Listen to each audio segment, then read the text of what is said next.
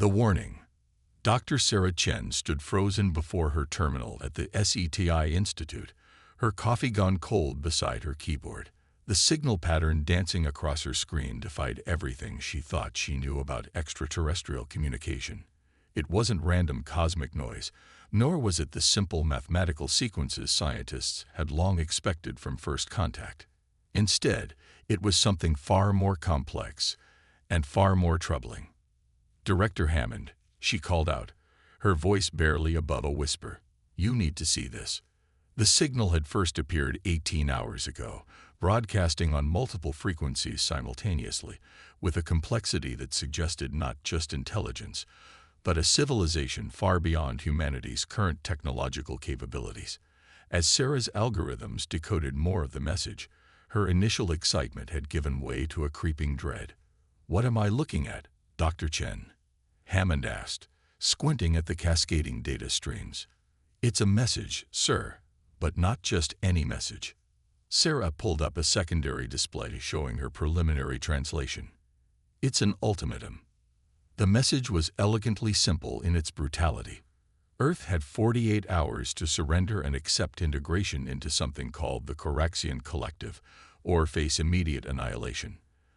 The timestamp indicated they had already burned through 18 of those precious hours simply trying to decode the message. Within an hour, similar reports flooded in from observatories and listening stations across the globe. The message was being broadcast with such power that even amateur radio enthusiasts were picking up fragments. As panic began to spread across social media, the world's governments scrambled to form a unified response. In a centuries-old farmhouse on the outskirts of Seattle, Marcus Rivera was tending to his honeybees when the black SUVs came rolling up his gravel driveway. He didn't need to see the government plates to know why they were here. After 30 years in military intelligence and strategic operations, he recognized the signs of a world about to change. "Hello, Marcus," said a familiar voice. Admiral Jessica Torres, now sporting more gray in her hair than when he'd last seen her 5 years ago, stepped out of the lead vehicle. "We need you back."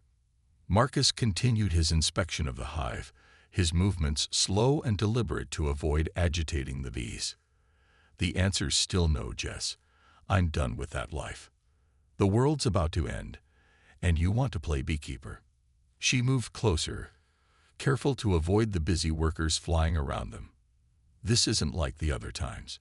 We're facing something completely beyond our experience." "That's precisely why you don't need me," Marcus replied, finally turning to face her. "What good are earthbound military tactics against an alien civilization capable of crossing the stars? Because you see patterns others miss. You understand that technology isn't everything."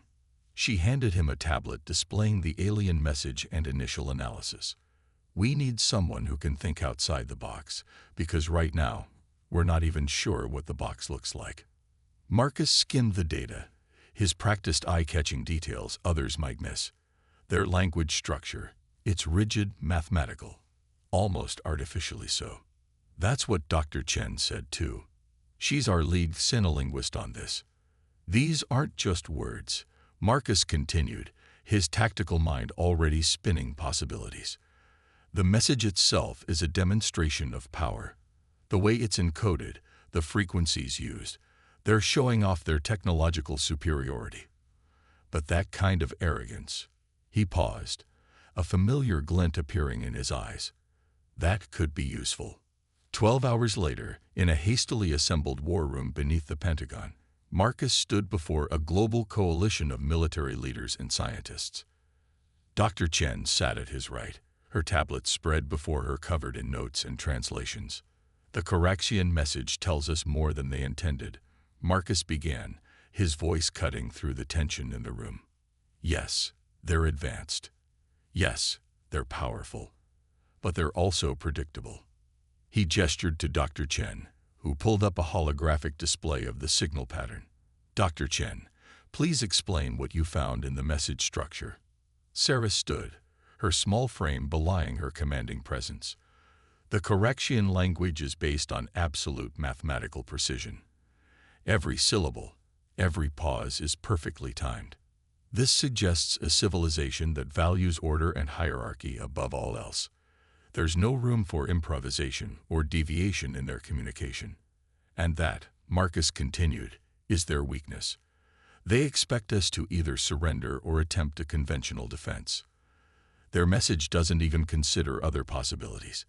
They're so advanced, they've forgotten how to think creatively. Are you suggesting we can fight them? General Zhang of the Chinese military leaned forward. Our most advanced weapons would be like slingshots against their technology. No, Marcus smiled. I'm suggesting we do something they'll never expect. We're going to use their own assumptions against them. The room erupted in overlapping conversations, but Marcus held up his hand. Dr. Chen has discovered something else in their message, something they probably thought we were too primitive to notice. Sarah manipulated the hologram, zooming in on a particular section of the signal. Hidden within the carrier wave is information about their fleet positions, their command structure, even their basic tactical protocols. They embedded it as a show of power, but it's given us a window into how they think, Marcus finished. They operate on strict hierarchical protocols. Every ship, every weapon must receive specific authorization through a chain of command. They literally cannot comprehend a military force that operates any other way. Admiral Torres, who had been quietly observing, spoke up. What exactly are you proposing, Marcus? We have 30 hours until their deadline. Instead of cowering or making futile preparations for defense, we're going to send them a message of our own. One that will make them question everything they think they know about humanity. He turned to Dr. Chen. Can you help me craft a response that will speak their language while completely violating their expectations? Sarah's eyes lit up with understanding. You want to use their mathematical precision to deliver something completely illogical by their standards. Exactly. They expect either submission or defiance. Instead, we're going to give them confusion. Marcus turned back to the assembled leaders. But to pull this off, we need every nation working together. No power plays, no hidden agendas. Either we stand united, or we fall divided. As the hours ticked by, Marcus and Sarah worked with teams around the world to craft humanity's response. While military forces were mobilized and civilians headed for shelters, a very different kind of weapon was being prepared. 29 hours after the initial ultimatum, with 1 hour to spare, Earth transmitted its reply. The message was a masterpiece of subtle psychological warfare, encoded in the Coraxians' own mathematical language, but filled with concepts that would shake their rigid worldview.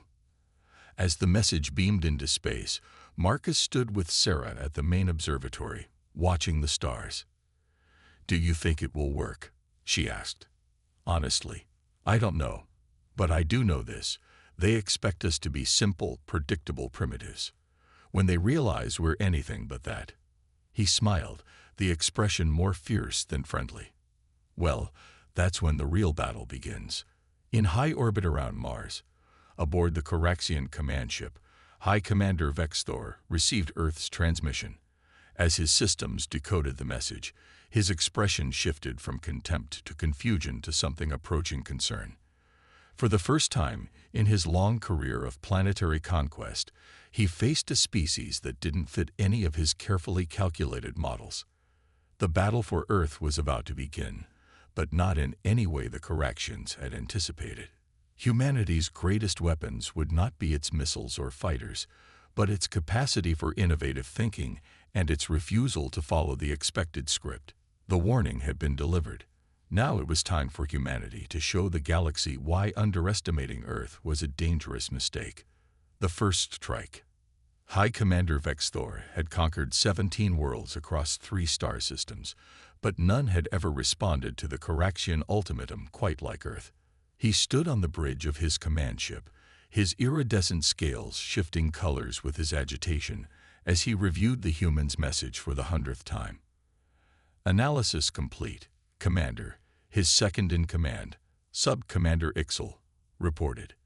The human's response appears to be intentionally paradoxical. They've used our mathematical language to compose what their culture calls poetry. concepts that are simultaneously precise and ambiguous.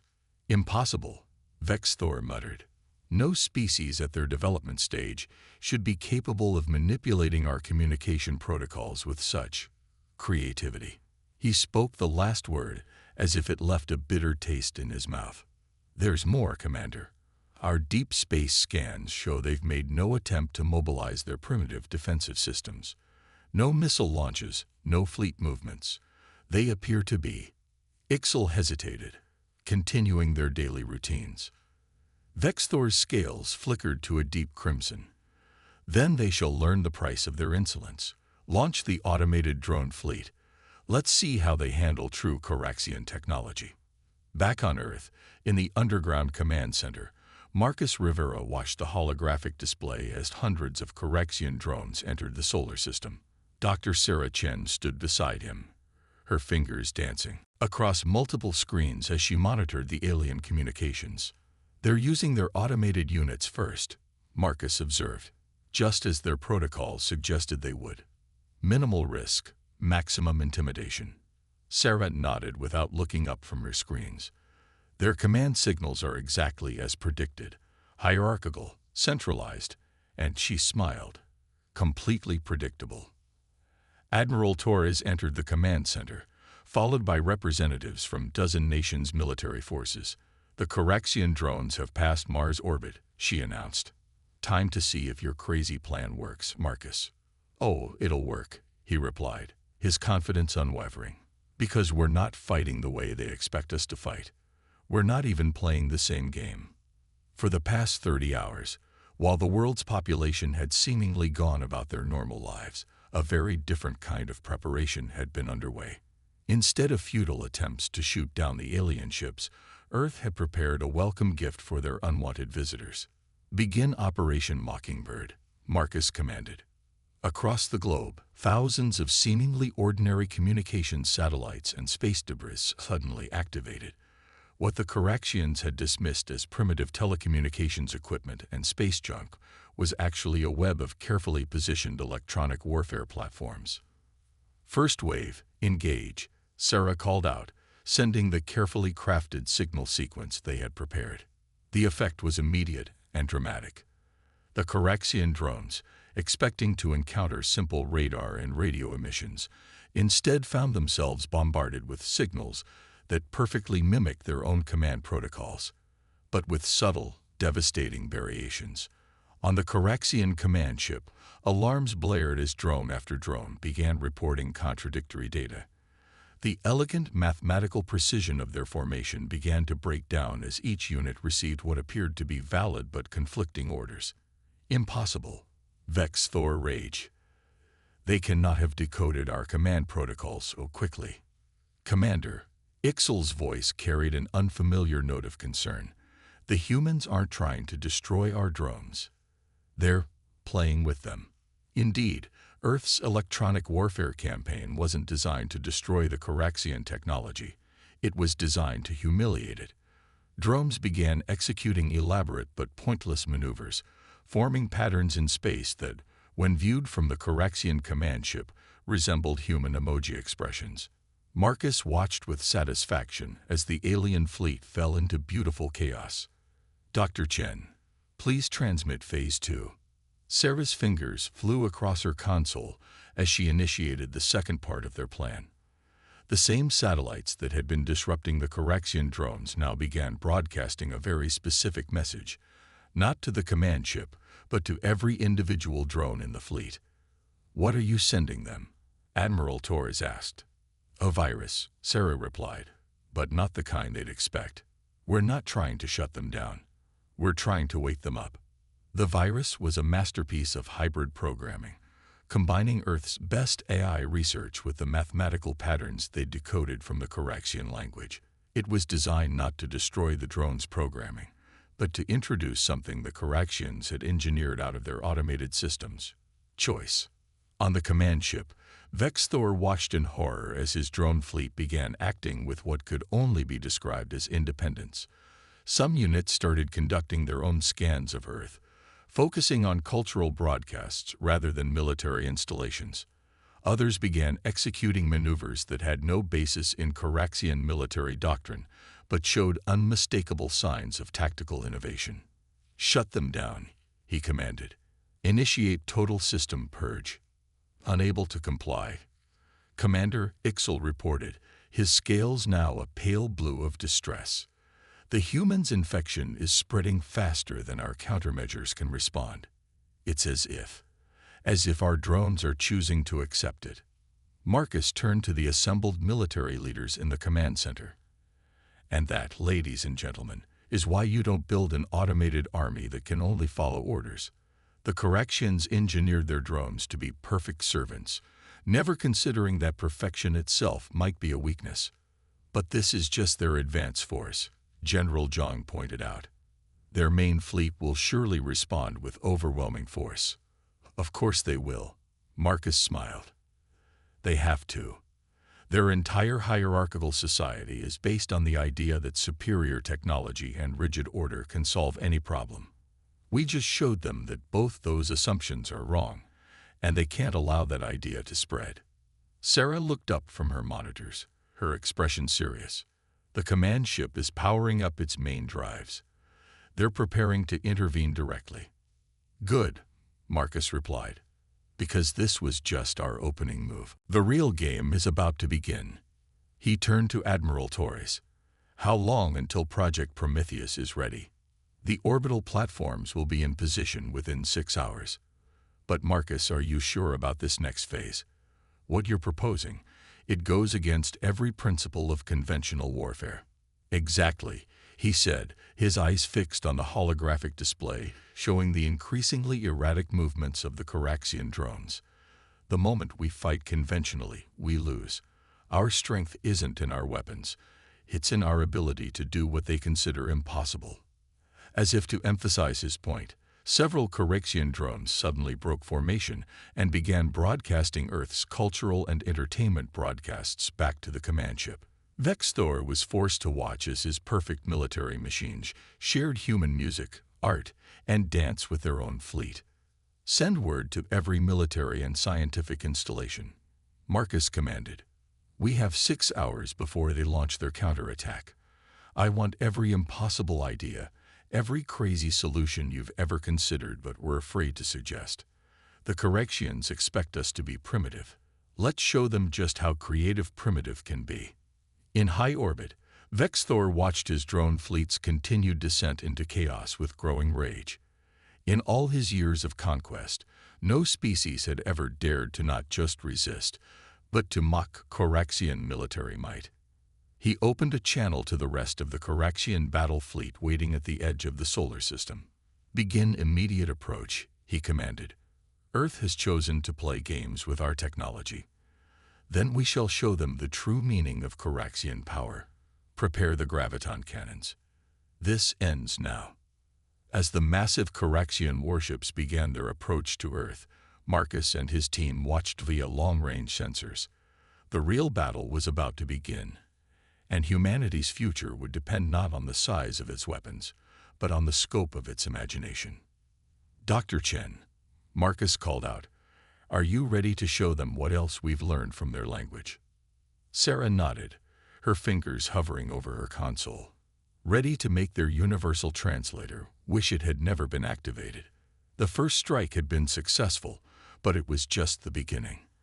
The next phase would test not just humanity's ingenuity, but its courage to defy the very laws of conventional warfare.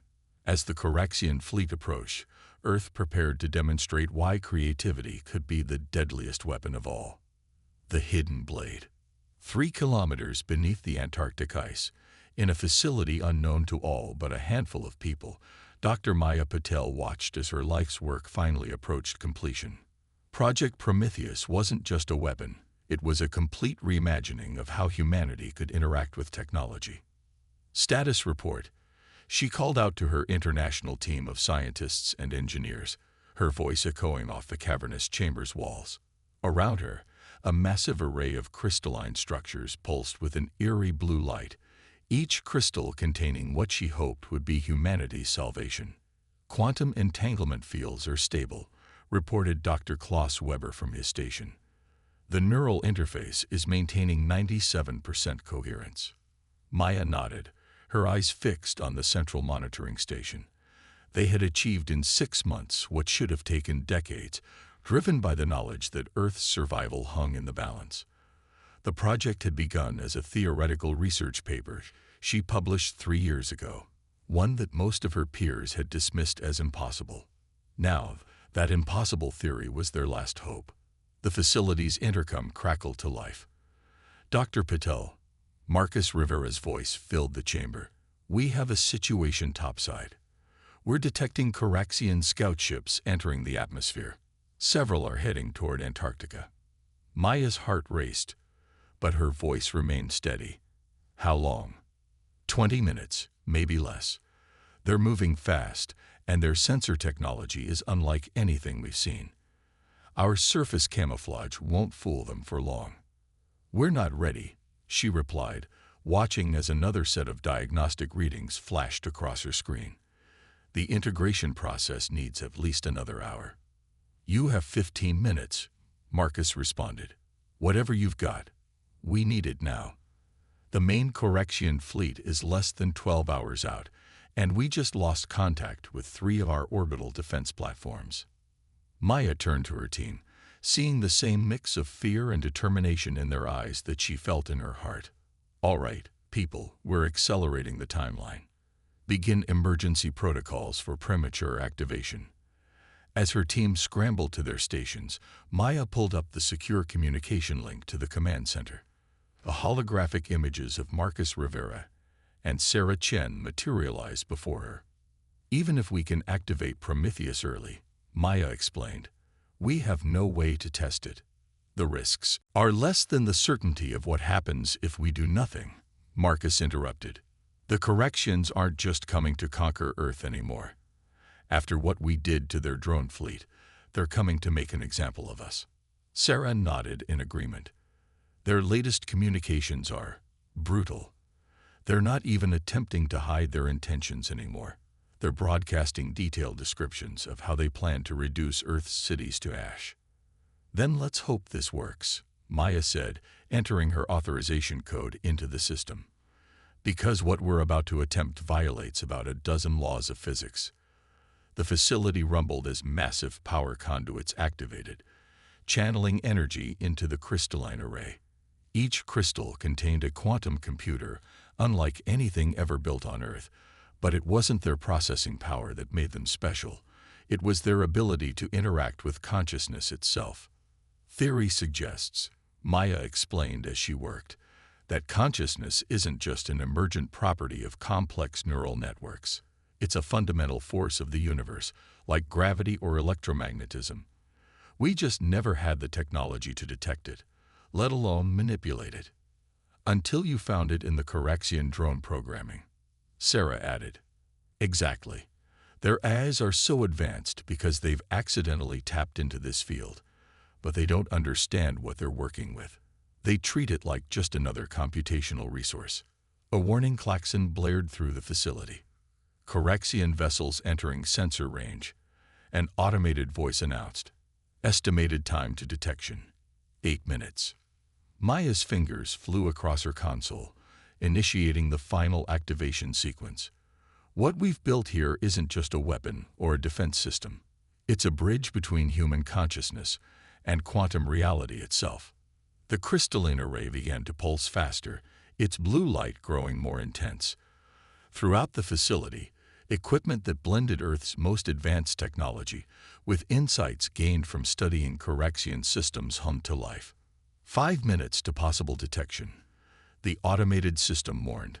"Marcus," Maya called out, "I need you to get every military commander on the line. When this activates, they need to be ready. The effect will be dramatic." As Marcus coordinated with global military forces, Sarah noticed something strange in her linguistic analysis feeds. The Coraxian scout ships, their communication patterns are showing signs of anxiety. They can sense something's happening, even if they can't detect the facility yet.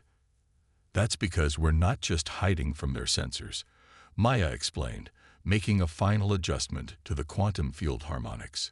We're hiding from reality itself. The facility shuddered as the crystalline array reached full power. Each crystal now pulsed in perfect synchronization, creating patterns that seemed to exist in more dimensions than the human eye could process. 3 minutes to detection. Maya took a deep breath and opened a channel to her entire team. This is what we've prepared for.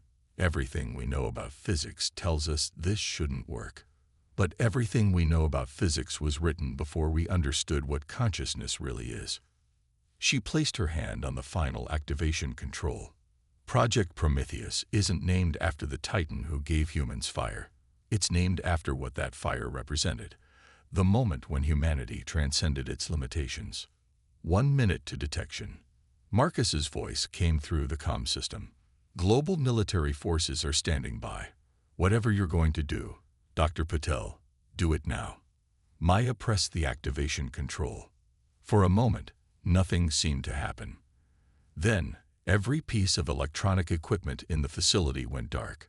The crystalline array's blue light faded to nothing. In the darkness, someone whispered, "Did it fail?" Suddenly, the crystals blazed back to life. But the light they emitted wasn't just light anymore. It was as if reality itself had begun to ripple and flow around them. Every person in the facility felt a strange sensation, as if their consciousness had suddenly expanded beyond the confines of their bodies. Above ground, the Corexian scout ship's sensors registered something impossible. The very fabric of space-time seemed to twist and fold around the Antarctic continent. Their advanced AI systems, trying to process readings that defied their fundamental programming, began to crash. In the command center, Marcus and Sarah watched in awe as their displays showed the effect spreading rapidly across the globe.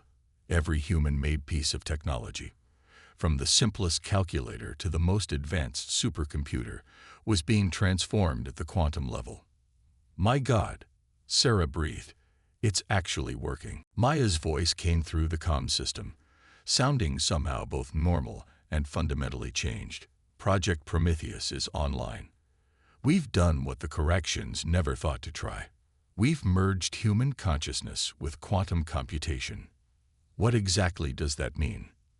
Marcus asked, watching as more Corexian scout ships began to malfunction and retreat.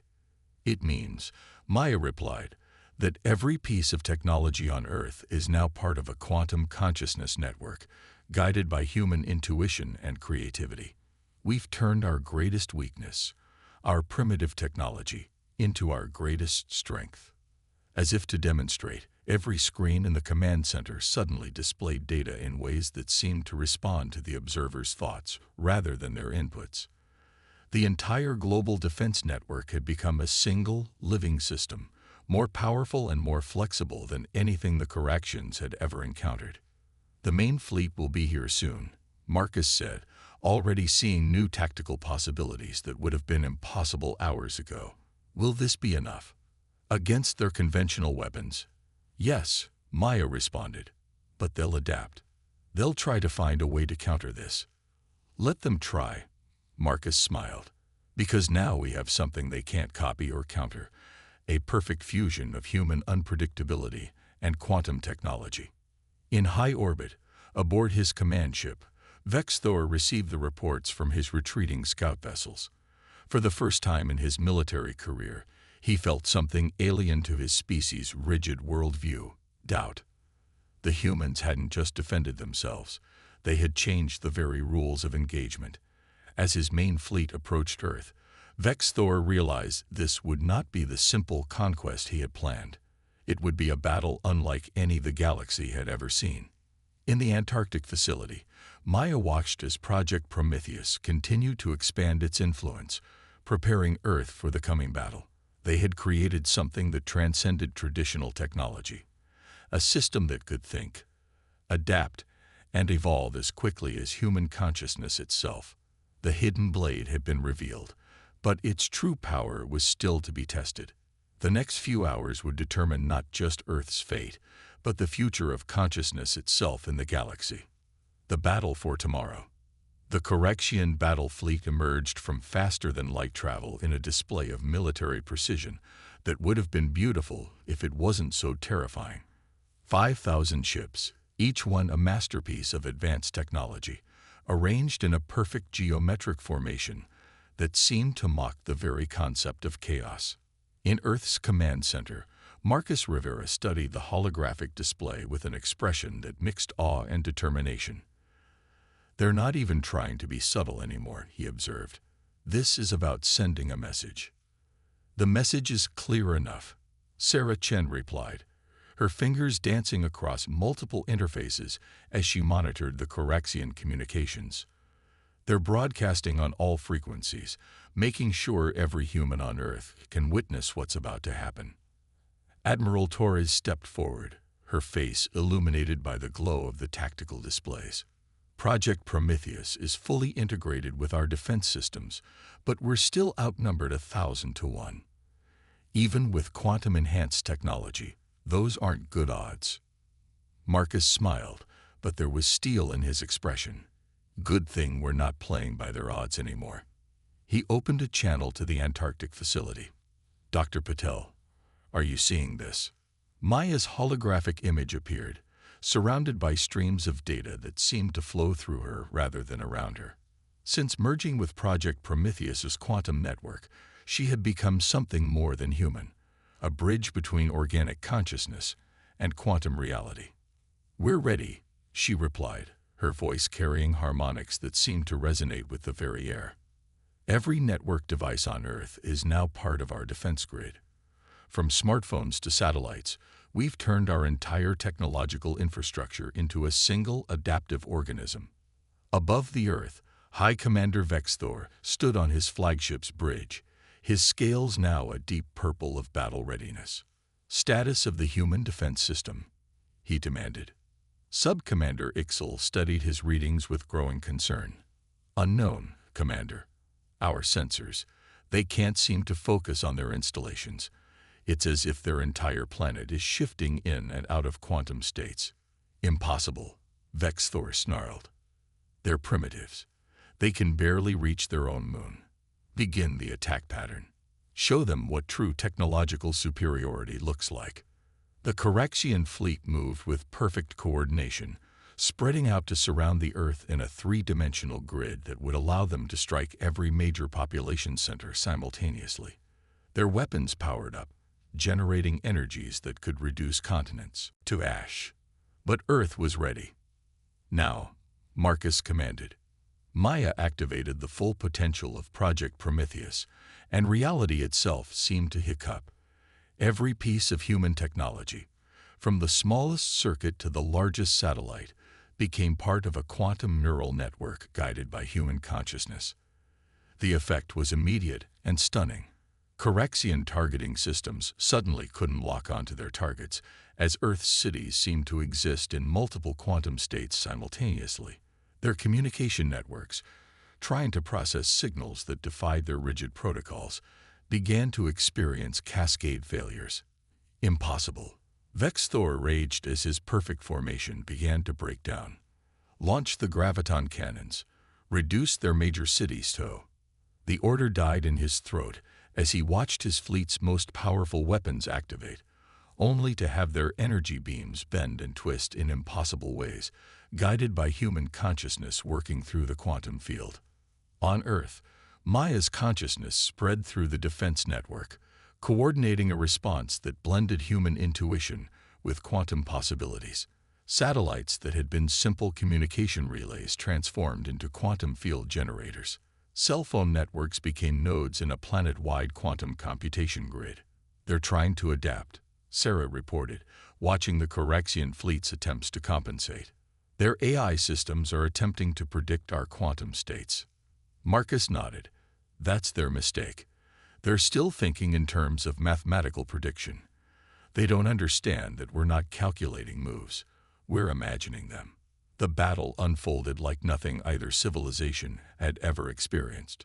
The Corexian fleet's attempts at conventional warfare were met with defenses that seemed to anticipate their actions, not through calculation, but through human intuition amplified by quantum technology. When they launched fighters, Earth's defenses didn't just track them. They reformed the very space the fighters traveled through. using quantum fields to turn their perfect attack formations into chaotic sprawls. When they fired their main weapons, Project Prometheus didn't try to block the attacks. It redistributed their energy across multiple quantum states, transforming planet-killing beams into harmless light shows. "This is unprecedented," Maya's voice echoed through the command center.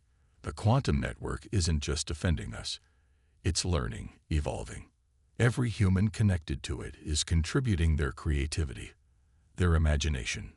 The Corexian fleet, faced with warfare that defied their fundamental understanding of reality, began to show signs of disorder. Ships collided as their navigation systems failed to compensate for space that seemed to behave differently around each vessel. Weapons misfired as targeting computers tried to lock onto objects that existed in multiple states simultaneously. But Vexthor wasn't about to admit defeat. "Launch the cyber warfare suite," he commanded. "If we can't destroy their bodies, we'll corrupt their primitive computers." The Corexian cyber attack was a thing of terrible beauty. A cascade of code so complex it could overwhelm any normal computer system in microseconds. But Project Prometheus wasn't a normal computer system. It was human consciousness expressed through quantum states, and it responded not with counter-programming, but with imagination. As the Corexian attack hit Earth's networks, something extraordinary happened. Instead of fighting the infection, Earth's quantum-enhanced systems absorbed it, transformed it, and sent it back change. The rigid, perfect code became infused with human creativity and unpredictability. "They're singing," Sarah said in amazement, listening to the transformed Corexian code through her linguistic interfaces. "We turned their cyber weapon into an art form." The effect on the Corexian fleet was devastating. Their ships, run by AIs that prized logic and precision above all else, began to experience something alien to their programming: creativity. Vessels broke formation to execute maneuvers that had more in common with dance than warfare. Weapon systems reprogrammed themselves to create displays of light and energy that resembled terrestrial aurora. "By all the stars," Ixel whispered, watching his perfect military machine dissolve into chaos. "They've infected us with imagination." Vexthor, his scales now cycling through colors of rage and disbelief, made one final desperate decision. "Prepare the quantum collapse weapon," he ordered. "If we can't defeat them, we'll destroy the very laws of physics they're using against us." Marcus, hearing the order through their monitored communications, turned to Maya's hologram. "Please tell me we have a defense against that." Maya's form flickered as she processed possibilities through the quantum network. "Not a defense," she replied, "but maybe something better." As the Corexian flagship's quantum collapse weapon powered up, promising to tear apart the very fabric of space-time around Earth, Project Prometheus initiated its most ambitious operation yet. Instead of fighting the weapon, Earth's quantum-enhanced systems reached out to interface with it directly. The result was beyond anything either side had anticipated. The quantum collapse effect, guided by human consciousness, didn't destroy reality. It transformed it. A wave of quantum potential spread out from Earth, washing over the Corexian fleet like a tide of pure possibility. For one brief, eternal moment, every being in the battle, human and Corexian alike, experienced consciousness as a fundamental force of the universe. They saw reality not as a fixed set of laws to be followed, but as an infinite canvas of potential waiting to be shaped by imagination. The battle for tomorrow had become something else entirely, humanity's first step into a new understanding of existence itself. As the quantum wave continued to spread, carrying human creativity and consciousness to the stars, both sides realized that victory would mean something very different than either had imagined. A new dawn. In the aftermath of the quantum wave, silence fell across Earth's orbital space. The mighty Corexian fleet hung motionless, its perfect formation shattered, its ships transformed by the marriage of advanced technology and human consciousness. On Earth's surface, billions of people experienced the lingering effects of their brief connection to the universal consciousness field, their minds forever expanded by the experience. High Commander Vexthor stood frozen on his flagship's bridge, his scales shifting through colors that had no name in any known language.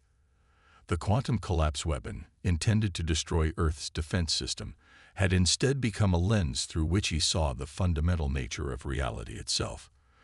For the first time in his life, he understood the true meaning of chaos, not as an enemy to be conquered, but as the source of all possibility. Commander, Ixal's voice seemed to come from both everywhere and nowhere. I can't. What are we? In Earth's command center, Marcus Rivera watched the holographic display as the Correxian fleet struggled to process its transformation. Dr. Patel, he called out, what exactly did we do to them? Maya's quantum-enhanced consciousness flickered through the facility's systems, her voice carrying harmonics of multiple realities. We didn't do anything to them, she explained. We did something with them. The quantum collapse weapon was supposed to destroy the fabric of space-time, but when it interacted with Project Prometheus, it instead revealed the consciousness that underlies all reality. Sarah Chen, her linguistic interfaces still processing the changed Correxian communications, looked up in wonder. They're evolving. Their language is transforming in real time. The rigid mathematical structures are becoming fluid, adaptive. They're learning to imagine. Admiral Torres stepped forward, her military training warring with her own expanded awareness. Are they still a threat? They couldn't be if they wanted to, Marcus replied, understanding flowing through his quantum-enhanced perception. Their entire civilization was built on the idea of perfect order, of technology as a means of controlling reality. Now they've seen that reality itself is born from consciousness and creativity. On the Correxian flagship, Vexthor made a decision that would reshape the galaxy. With scales now showing colors of revelation rather than conquest, he opened a channel to Earth's command center. Humans, his voice carried new harmonics of understanding. We came here believing ourselves to be your superiors, bearing technology we thought made us masters of reality. We were wrong. So catastrophically, beautifully wrong. The quantum field rippled with the sincerity of his words, carrying not just meaning, but the full depth of his transformed consciousness. Through Project Prometheus, every human on Earth could feel the truth of his revelation. Your Project Prometheus, he continued, it wasn't just a defense system, was it? It was an invitation. A door opened not just to quantum reality, but to the very nature of consciousness itself. Maya's presence manifested in the command center, her form shifting between physical and quantum states. That's what we were trying to tell you from the beginning, she said. Our first response to your ultimatum, the one you thought was paradoxical, it wasn't a message. It was a demonstration that consciousness transcends rigid patterns. Sarah stepped forward, her understanding of language now encompassing forms of communication that existed beyond words. Every civilization in the galaxy that you've conquered, every species you've deemed primitive, they all had this potential, the ability to merge technology with consciousness, to see reality, not as something to control, but as something to create. The quantum field hummed with new possibilities as Vexthor absorbed these truths. Across his fleet, Correxian crews were experiencing their own transformations, their rigid hierarchical minds opening to new ways of thinking, of being. Then perhaps, Vexthor suggested, his consciousness resonating with newfound creativity, it is time for the Correxian collective to become something new. Not conquerors, but collaborators. Not an empire of control, but a network of consciousness. Marcus smiled, feeling the quantum field shift with potential. That sounds like a proposal for alliance rather than surrender. Better, Vexthor replied. A proposal for evolution. Your Project Prometheus has shown us that the true frontier isn't space, but consciousness itself. We offer our technology, our knowledge of the galaxy. In return, teach us what you understand instinctively, how to imagine, to create, to see beyond the patterns. The next hours unfolded like a dream as humanity and the Correxians began their first true exchange. Through the quantum network, ideas flowed between species, each learning from the other. Corexian technology, freed from its rigid constraints, began to evolve in ways its creators had never imagined.